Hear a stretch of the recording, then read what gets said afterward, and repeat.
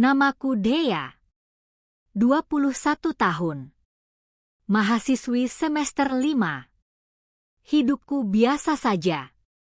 Ayah buruh, ibu jualan gorengan. Uang kuliah pas-pasan. Aku tinggal di kos kecil, kadang makan 2 kali sehari pun susah. Tapi semuanya berubah sejak aku berteman dengan Tara. Tara beda dari semua orang yang pernah aku kenal. Cantik, ceria, dan kaya. Pertama kali kami dekat karena duduk sebangku di kelas.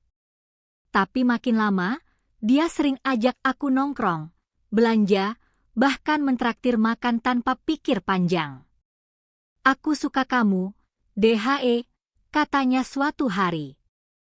Kamu tulus. Gak kayak teman-temanku yang lain. Aku tersenyum. Tapi dalam hati, aku juga merasa minder. Aku tidak punya apa-apa. Dan saat dia mengundangku liburan ke rumahnya, aku hampir menolak. Tapi dia bilang, ayahku pengen kenalan sama temanku.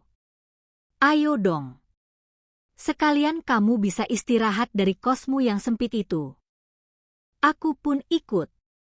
Dan di sanalah aku bertemu dia. Pak Raga. Dari luar, rumah Tara seperti istana. Besar, putih, penuh kaca dan wangi bunga. Dan ayahnya berbeda dari bayanganku. Bukan pria tua dan membosankan. Tapi gagah. Tegap. Berwibawa. Wajahnya tampan, seperti aktor drama Korea versi matang. Saat kami salaman, genggamannya kuat. Dea, ya? Tara sering cerita. Kamu temannya yang paling dia percaya. Aku tersenyum gugup. Terima kasih, Pak. Tatapan matanya lama. Dalam.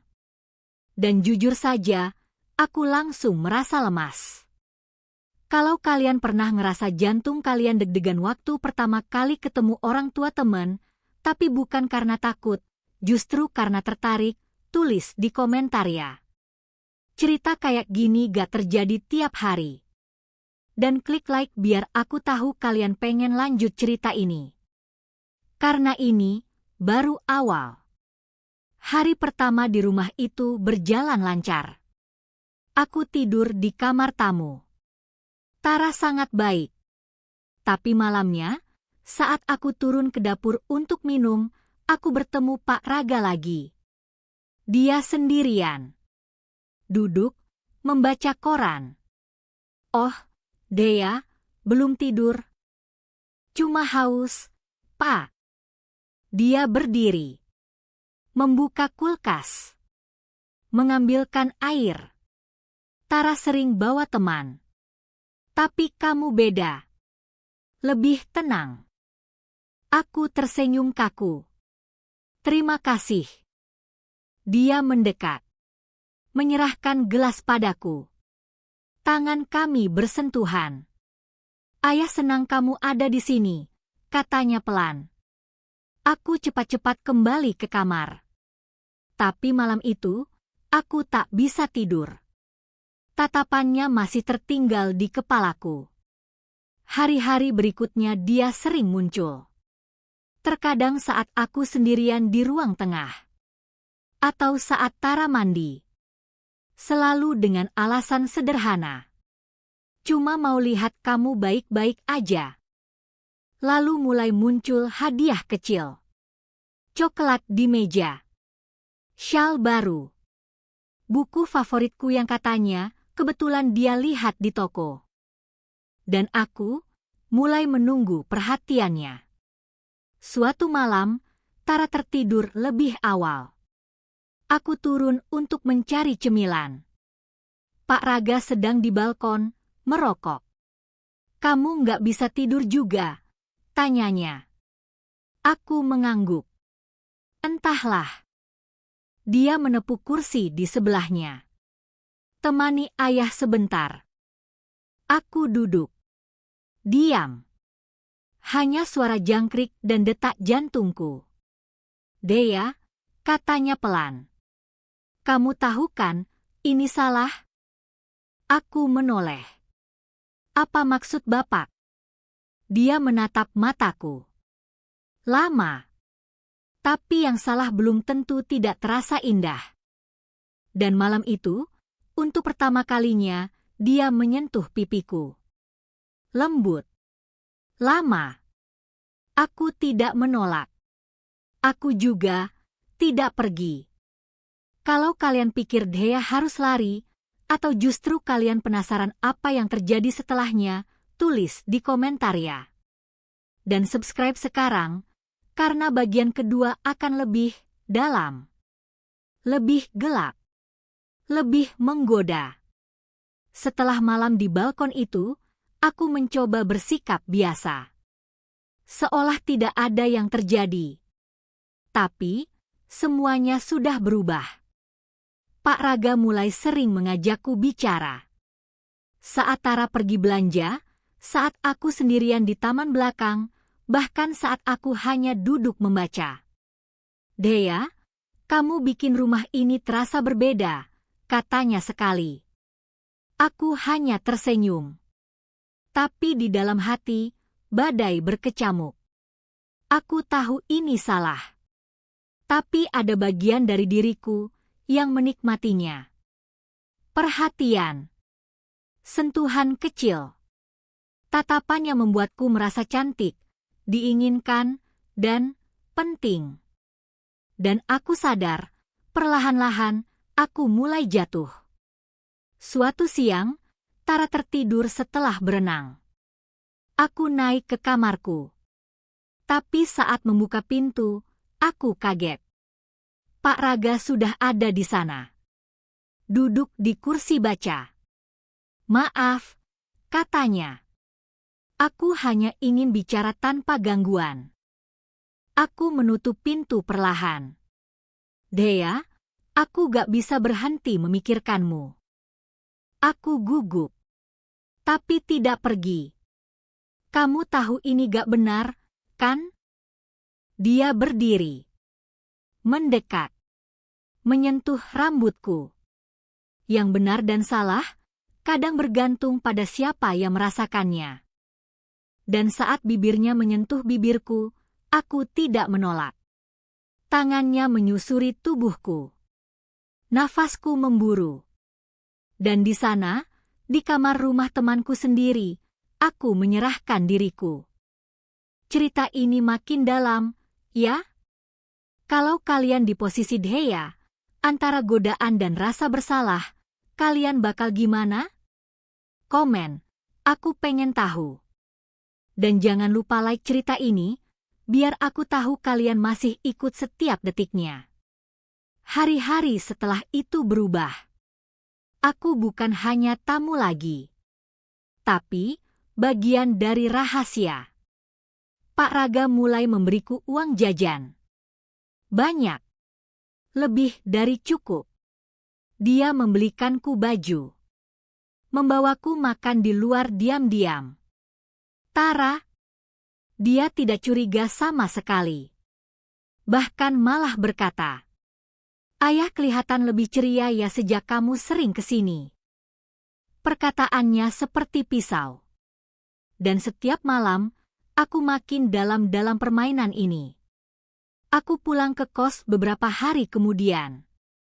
Membawa tas baru, ponsel baru, dan rasa bersalah yang menumpuk. Tapi aku tak bisa berhenti. Hubunganku dengan Pak Raga membuatku merasa hidup. Diperhatikan. Disayangi. Dan setiap kali dia berkata, "Kamu istimewa, Dea." Hatiku mencair.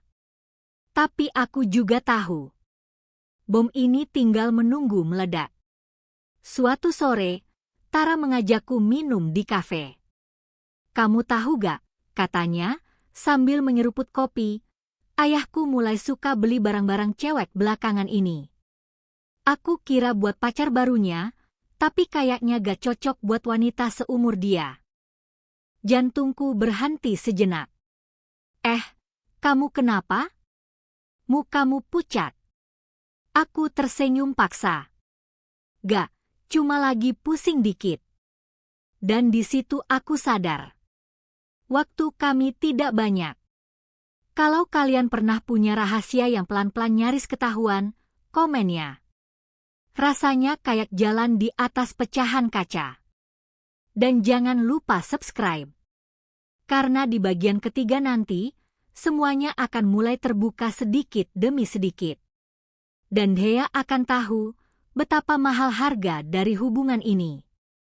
Setiap langkah terasa seperti di ujung jurang. Semakin dalam aku tenggelam, semakin tajam bebannya. Tapi anehnya, aku tidak bisa, atau tidak mau, keluar. Hubunganku dengan Pak Raga semakin intens. Setiap aku ke rumah Tara, selalu ada momen curi waktu. Entah 5 menit di dapur. Atau 1 jam di kamar kerja. Dia makin berani.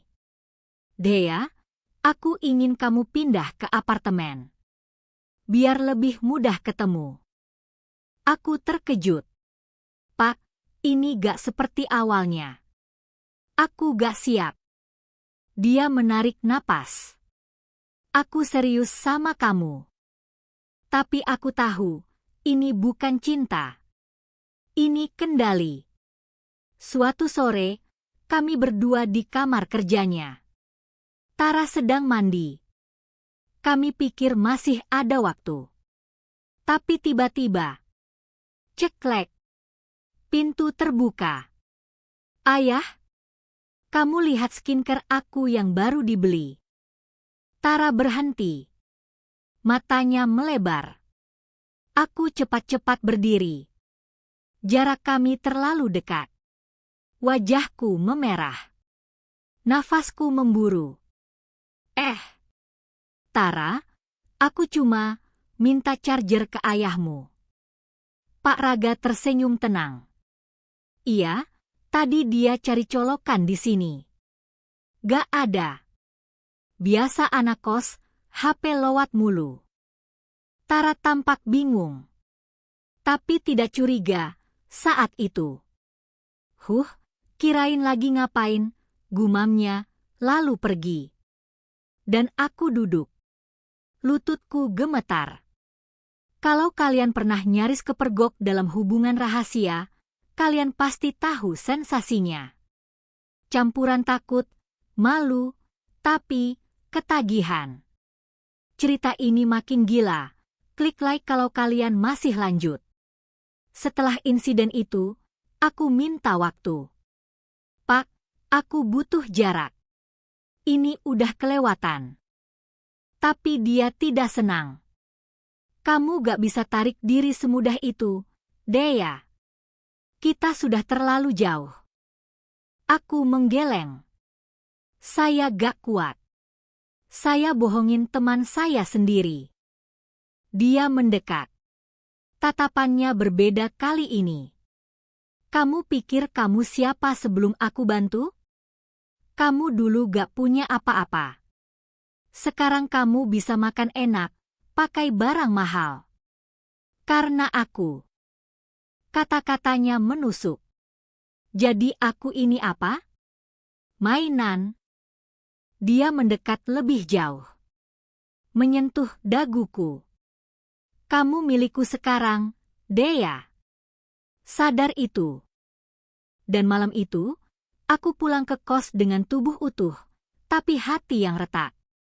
Hari berikutnya Tara mengirim pesan. Dea, akhir-akhir ini kamu aneh. Ada yang kamu sembunyikan? Aku tidak bisa menjawab. Tapi aku tahu, kebohongan punya batas usia. Dan waktuku hampir habis. Teman-teman, kalau kalian pernah merasa terjebak antara cinta, dosa, dan rasa bersalah, komen ya. Biar kita tahu, gak semua keputusan mudah dijalani. Dan buat yang belum subscribe, sekarang waktunya. Karena di bagian keempat, rahasia itu akan mulai terkuak. Dan Dea akan dihadapkan pada pilihan terakhir. Hari itu, hujan turun deras. Langit gelap. Dan firasatku buruk. Tara mengajakku makan siang. Tapi kali ini bukan di luar. Di rumah. Di ruang makan. Hanya kami berdua. Wajahnya serius. Ada yang pengen aku tanya, katanya tanpa basa-basi. Jantungku berdetak kencang. Kamu sama ayah? Kalian ada hubungan? Aku tercekat. Enggak. Maksud kamu apa? Dia menatap tajam. Dea, aku bukan bodoh. Aku lihat cara kalian saling pandang. Aku lihat kamu keluar dari kamar kerja ayah sambil menangis 2 minggu lalu. Dan tadi malam, aku lihat isi chat HP ayah. Dunia runtuh. Kalau kalian pernah dihadapkan langsung dengan kebenaran yang kalian coba sembunyikan, dan gak bisa lagi kabur, komennya. Cerita ini makin berat, tapi harus terus dijalani. Klik like kalau kalian masih ikut napas demi napas. Aku menangis. Tara, aku minta maaf. Aku gak pernah niat. Dia menepuk meja. Berapa lama, DHE? Sejak kapan kamu tidur sama ayahku? Air mataku jatuh. Aku gak tahu kenapa ini terjadi. Semua terjadi begitu saja. Dia tertawa. Pahit. Kamu pikir itu alasan? Kamu pikir karena kamu miskin, kamu bisa ambil semua yang bukan milikmu? Aku terdiam. Dan untuk pertama kalinya, aku lihat sorot benci dari orang yang dulu memelukku seperti saudara. Keluar dari rumahku, katanya akhirnya. Dan jangan pernah muncul di hidupku lagi. Aku berdiri. Tapi sebelum pergi, dia berkata, kalau kamu pikir ayahku sayang sama kamu, kamu salah. Dia sudah begitu ke banyak wanita. Kamu cuma satu dari daftar panjang. Aku jatuh terduduk. Dunia benar-benar gelap. Aku pulang ke kos dengan koper dan hati yang kosong. Pak Raga menelpon. Berkali-kali. Tapi aku tak menjawab. Dia akhirnya datang ke depan kos. Dea, kita bisa bicara. Jangan dengarkan Tara. Aku turun. Wajahku tanpa ekspresi. Pak, semuanya sudah hancur. Dia mencoba menyentuhku. Aku mundur. Saya bukan simpanan. Saya bukan boneka. Saya manusia. Dan saya muak jadi rahasia. Dia menatapku. Marah. Tapi juga panik. Kalau kamu pergi sekarang, kamu akan kehilangan segalanya. Aku tersenyum pahit. Justru dengan tetap tinggal, saya kehilangan diri saya sendiri. Dan aku masuk. Menutup pintu. Dan kali ini, benar-benar selesai. Kalau kalian ngerasa Dea akhirnya ambil keputusan yang benar, kasih komentar dan like. Tapi cerita ini belum habis. Karena di bagian kelima, Pak Raga tidak menyerah. Dan Dea akan menerima tawaran yang bisa mengubah segalanya. Aku pikir semuanya sudah berakhir. Bahwa setelah aku pergi dari rumah Tara, aku bisa mulai hidup baru. Menata ulang diriku dari nol. Tapi aku salah. Pak Raga kembali. Dia muncul di depan kampus. Dengan mobil hitam mewah, berdiri seperti tak terjadi apa-apa. Dea, ayo bicara sebentar. Aku menolak. Tapi malamnya, ada amplop besar dikirim ke kosku. Isinya, uang tunai. Banyak. Dan secari kertas. Apartemen di kawasan elit ini milikmu. Kalau kamu mau hidup tenang, hubungi aku. Aku gemetar. Kalau kalian pernah ditawari hidup nyaman dengan harga diri kalian sendiri, kalian bakal gimana? Komentar ya. Aku ingin tahu siapa di antara kalian akan tetap kuat. Dan klik like kalau kalian masih di sini, ikut tiap detiknya cerita ini. Aku menatap uang itu semalaman. Tanganku gatal. Aku mulai hitung, berapa bulan kos bisa terbayar? Berapa utang orang tua yang bisa lunas? Tapi hatiku kosong. Aku datang ke apartemen itu. Hanya ingin melihat. Tapi begitu masuk, aku langsung merasa sesak. Tempat itu dingin. Rapi. Tapi sepi. Tak ada cinta. Hanya kemewahan dan kesendirian. Lalu HP-ku berdering. Jadi kamu datang? Suara Pak Raga. Aku tidak menjawab.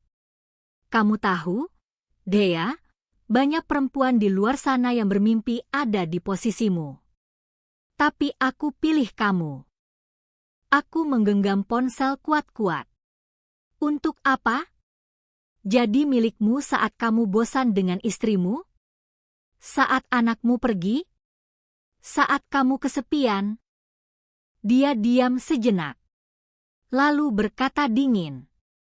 Kamu terlalu emosional. Padahal aku cuma ingin membahagiakan kamu. Aku tersenyum. Pahit. Kamu tidak tahu apa itu bahagia. Dan aku mematikan telepon. Aku pulang ke kos. Uang itu kuletakkan di meja. Tapi tidak kuapa-apakan. Beberapa hari kemudian, aku kembalikan semuanya. Lewat kurir. Dengan catatan. Saya lebih miskin tanpa uangmu. Tapi lebih kuat tanpa kamu. Sejak itu, aku tak pernah lihat Pak Raga lagi. Tapi kabar tentangnya masih ada. Beberapa minggu kemudian, dia muncul dengan wanita muda baru di Instagram. Model. Seusia Tara. Hidupnya berjalan terus. Sementara aku mulai kerja paruh waktu. Kembali ke kuliah. Tanpa tas mahal. Tanpa makan di restoran. Tapi juga tanpa kebohongan. Kalau kalian pernah melepaskan sesuatu yang tampak sempurna dari luar, tapi menghancurkan dari dalam, komentar ya. Aku percaya, kita semua pernah jadi Dea di hidup masing-masing. Dan kalau kalian belum subscribe, sekarang waktunya. Karena di bagian terakhir, Dea akan menutup kisah ini dengan caranya sendiri. Dan kalian akan tahu, apakah luka bisa jadi kekuatan. 3 tahun berlalu. Aku lulus. Kerja di agensi kreatif kecil. Hidupku sederhana. Tapi stabil. Tidak ada drama. Tidak ada rahasia. Tidak ada lelaki tua dengan janji manis yang menggerogoti harga diriku. Aku pikir masa lalu sudah tertinggal di belakang. Sampai suatu sore, di sebuah acara kampus, reuni kecil alumni. Aku melihatnya. Tara. Dia berdiri di sudut aula. Rambutnya lebih pendek. Gayanya masih elegan. Tapi sorot matanya lebih tajam dari yang kuingat. Dia menatapku. Lama. Aku mendekat. Tak ada lagi alasan untuk lari. Hai, kataku pelan. Dia mengangguk. Lama nggak ketemu.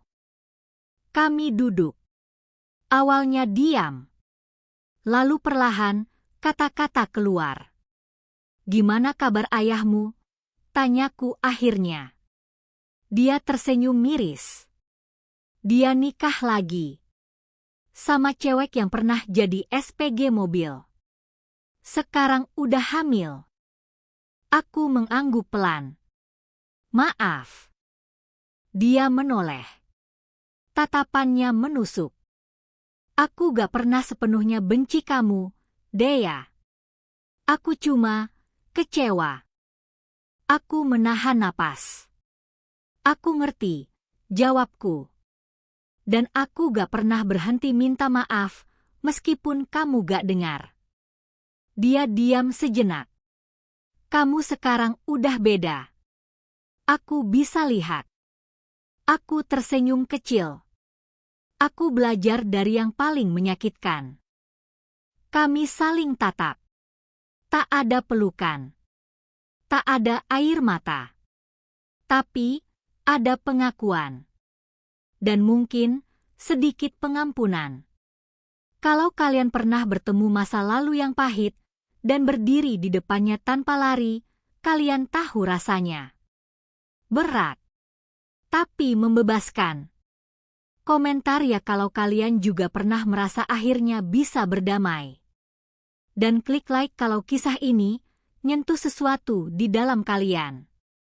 Beberapa minggu setelah pertemuan itu, aku duduk di kamar. Menulis. Satu kalimat muncul di layar laptopku. Aku bukan perempuan suci. Tapi aku juga bukan perempuan yang akan mati dalam aib. Itu kalimat pertama dari buku kecil yang aku tulis. Tentang perjalananku. Tentang luka. Tentang godaan. Tentang bagaimana seorang perempuan bisa jatuh, tapi juga bisa bangkit. Dan aku menulis ini bukan karena aku ingin dimaklumi. Tapi karena aku ingin kalian tahu. Kita semua bisa salah. Tapi kita juga bisa memilih, tetap tenggelam, atau berenang ke permukaan. Cerita ini berakhir di sini. Tapi hidupku baru dimulai. Dan kalian? Apa kalian masih menghakimi, atau sudah belajar memahami? Terima kasih sudah ikut cerita ini sampai akhir. Kalau kalian suka cerita jujur seperti ini, subscribe ya. Karena kisah berikutnya mungkin akan lebih gila, lebih dalam, dan lebih nyata dari yang kalian bayangkan. Sampai ketemu di cerita berikutnya.